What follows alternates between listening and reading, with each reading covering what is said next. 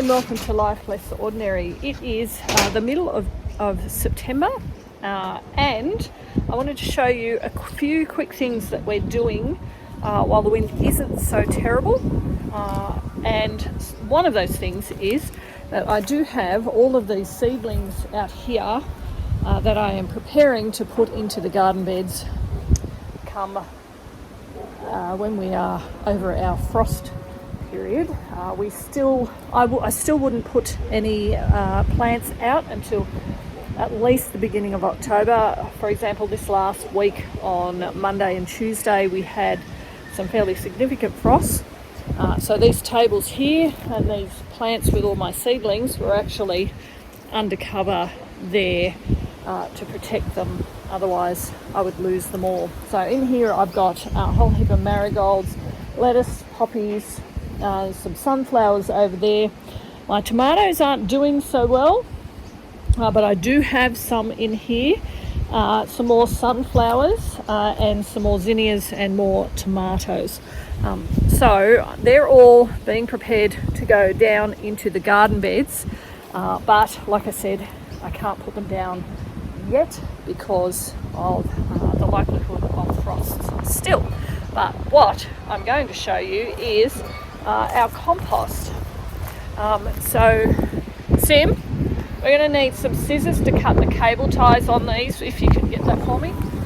So over here I managed to pick up a whole heap of horse manure from a property out at Fitzroy Falls that I paid for those. And the reason I'm doing that is I tested my soil a week and a half ago that's in this compost, and this pile here that I thought it's ready to be used in the garden for spring. However, when I tested the soil, the pH was too alkaline. So the way I'm going to rectify that is to add in some manure. Now this manure I have gotten from this property, and I've tried to pick the bags that have been there the longest so that they will have started to break down, just so that I'm more likely to be able to use this compost this season as opposed to having to wait until later. So what we're going to do is we're going to cut the cable ties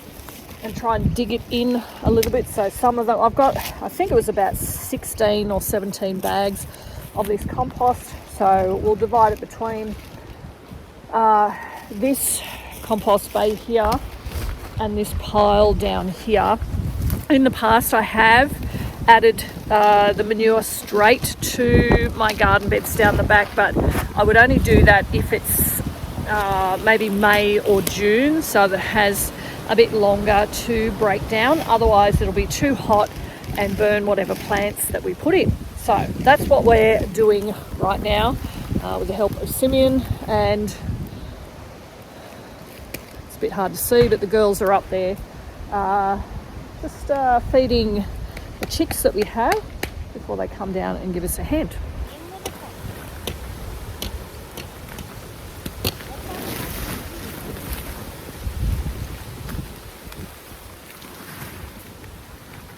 So when I said that some of the bags I tried to get would be have been there for a bit longer, you can see the difference between these ones here and this one that has been dumped as well. So I was hoping I would have more that looked a bit like this rather than this. So for this pile down here, we'll probably open the bags and have a look and try and pop these type of bags on here if possible. So I've shown you what I'm talking about by looking at the piles, but looking in the bags, you can see that it definitely looks a bit more broken down in this one and this one and even this one. However, I think it was this one. Yeah, this one here is a bit more formed and clumpy, like it's just been picked up. So this one is going to go on the compost, and these other ones, what's this one like? Yeah, so that one's a bit too new, so we'll put that one on there as well. So we've got 4 bags that we can just toss in to this pile here, and then that will hopefully just add that more nutrients and change the pH a little bit more to make it slightly more acidic, which is what we wanted. So we're just noticing that there's some worms in there as we turn this a little bit, but it's looking very good. And this just goes to show that it can look good, but unless you test the pH, you're not actually really going to know how suitable it is for using. So we've just turned that a little bit more. So if we just do a little bit more here, and I have just been turning this a bit more on here so that it can break down a bit more. So that's exciting.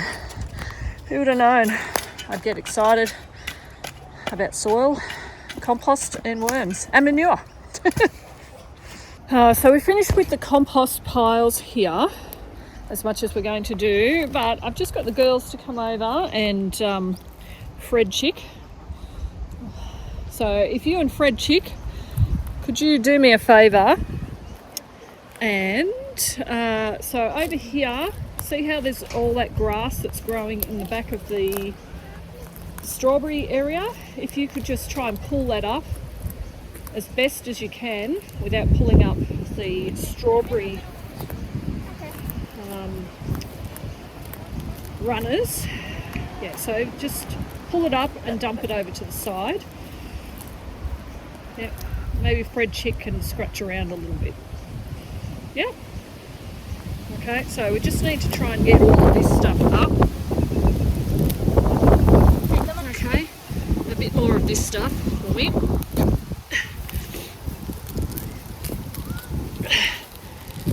And that way it doesn't drown out all of the strawberries. And you can see some asparagus that's coming up here as well. A few more asparagus here. We have had to keep the water up to this area. I've said in a few other videos, because they're underneath these gum trees, the gum trees tend to suck all of the water out of the soil around here, so we do have to water this a bit more than we probably would if it was somewhere else, but that's the spot we've got the strawberries growing in. So that's that job done. I'm just going to head down the back to turn off some of the water that I've got going. I've just been giving a little bit of water to some of the garden beds here, but I do want to show you where we're up to with our garlic. So you can see here we have our garlic that we planted back in March, so around St. Patrick's Day. Then we've got a couple of rows here of garlic that we planted back in the beginning of June, and the garlic had been in the fridge for 2 to 3 months. So I'm trialing at this point here, if you watched any of my other videos, I'm trialing to see which works better in terms of getting bigger garlic heads. Now, there are some variables here. We've tried to keep it as even as possible in that it's the same area. I used the same type of soil, as you can see at the moment, because it's being watered, that it gets the same amount of water. But you can very clearly see how well the garlic that was planted back in March is doing compared to the garlic that was planted in June. Not doing so well, this stuff. So at the moment that's not looking good for planting later. But what I do need to do on this garlic that was planted in March, you'll see here, I'm trying not to get everything wet. These bits here are garlic scapes. So if I go further along here, they're starting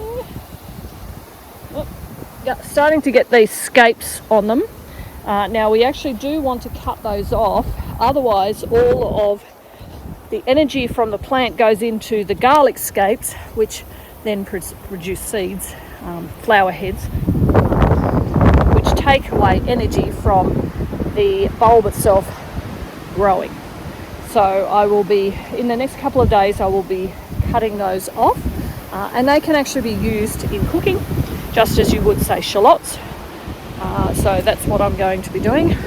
And the last little thing I wanted to show you is I am trying something a little bit new, or it's kind of new. I would normally do this directly under where I'm going to plant tomatoes, in that directly under the spot where I'm going to plant tomatoes. But this season, what I've decided to do and what I have done is I've kind of dug a trench along where I would normally plant the tomatoes, which is along of here, and I've popped in a whole heap of greens and compost, so kitchen scraps, into a trench the length of here, and then covered it over to encourage everything to break down, to compost down, and the worms to get in there, and to add nutrients into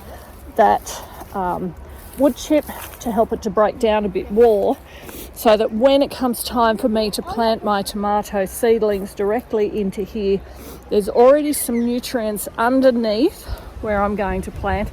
And looking at that, you might think, what is this crazy lady doing? Planning to plant seedlings directly into wood chip. That is not my intention. So the wood chip is there. However, when I go to plant in my seedlings, I will have a bucket full of compost that will go into the space where I'm going to plant. So at the moment I can get wood chip for free, compost other than what I have there, and it takes time to break down. If I have to buy it in, it is definitely not free, and it costs an absolute fortune. So because of that premium quality to it, this is my way of cutting down on the amount of compost that I either import in, and I guess for me it's a more sustainable way to be able to garden, given the scope of what we're doing here. There are a lot of garden beds. So my intention is I will dump a container full of soil here, then put my seedling into that, and then it will grow from there, as opposed to having this whole garden bed covered in soil. It will just be where I'm particularly planting certain plants. So whether with my tomatoes, I would probably do a row of basil along of here and intersperse it with marigolds.